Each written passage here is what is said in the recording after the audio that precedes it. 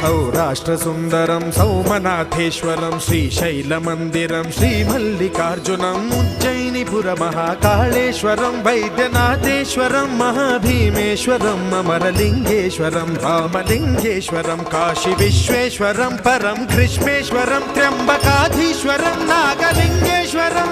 श्रीकेदारलिङ्गेश्वरं लिङ्गात्मकं ज्योतिलिङ्गात्मकं वायुलिङ्गात्मकम् आत्मलिङ्गात्मकम् अखिललिङ्गात्मकम् अग्निसोमात्मकम् अनादिम्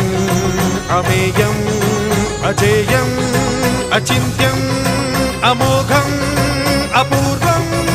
अनन्तम् अखण्डम्